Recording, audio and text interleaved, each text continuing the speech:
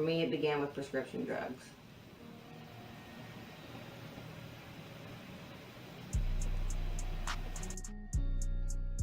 Start off on prescription drugs.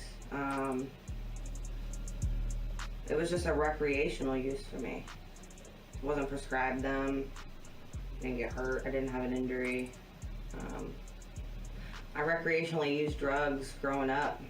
So when I was introduced to pain pills, this was just another thing to add to the list for me. Life growing up for me, it was tough. I grew up in a house where my dad was addicted to crack cocaine and my mom was addicted to my dad. Was in a different school every year. Growing up without even like having an identity, because I just kind of always felt forgotten, with my dad being strung out on crack and my mom being strung out on my dad, or yeah, pretty much. It was a really tough childhood. Chaotic is the best word to describe how I grew up. As a kid, Brittany was like very energetic, very intelligent, very loving child. She always wanted to take care of everyone. My dad was really abusive. He was physically abusive with my mom, never with us kids. I grew up, there were two of us, me and my younger brother who's 2 years younger than me. My dad used to hit my mom. In '95, he almost killed her. I can remember sitting in the room next to the room where he was hitting her and crying and banging on the wall, not really knowing what was going on. But I could hear my mom screaming. I could hear my dad pounding, and then I heard silence. And then I heard him running out of the house. Using prescription drugs for about 5 years. Even using drugs, Percocets, Vicodin, Opanas. It never even felt like enough. It felt like I was just doing more and more prescription drugs to fulfill whatever need it was that I had, but it was never enough, which eventually led to heroin. Wasn't until I was introduced to heroin that I really found that things clicked for me. I tried heroin one time and I did it every single day after that. Growing up, I was always trying to fill a void that I had, to fill a broken identity. And I think heroin was the most addictive because it gave me the most high that made me forget about everything.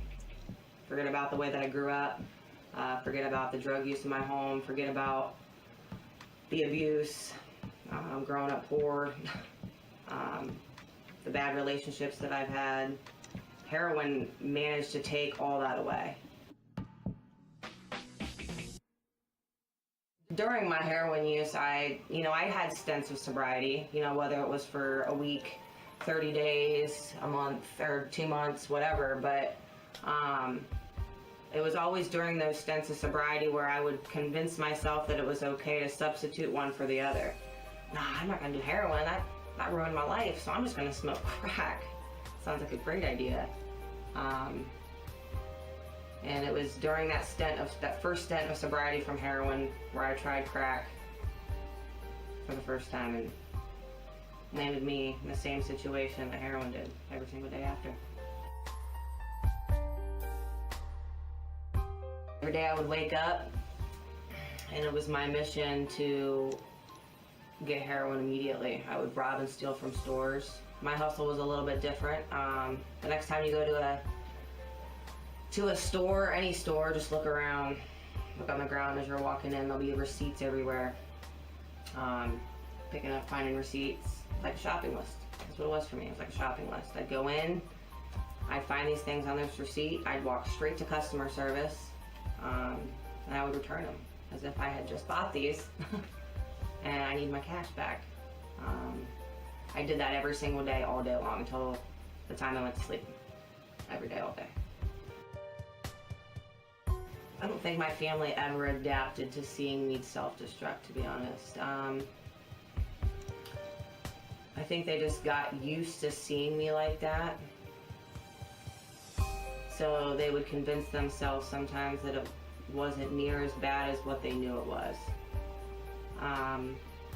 My brother saw the most of it, though. That was my ride or die. We grew up together. We endured the same crappy childhood. And we always had each other. I mean, it was us against the world most days. So my brother would see me falling out all over the place, scared him to death. Almost called 911 a couple times. My mom, on the other hand, even though she knew it was going on, she never wanted to ask those questions. She never would. She knew. I went to court, and Brittany told the judge she was using, and I was shocked. I like I said, people told me she was using heroin, but I didn't know until we literally went to court. You're your own worst critic anyways. You know what I mean? Looking in the mirror every single day, it's not like being a heroin addict, you wake up in this great mood, like, I'm ready to take on the world, let's go rob these stores. Like, no, you hate yourself. Like, you legit hate yourself. You wish more than anything that you can be clean.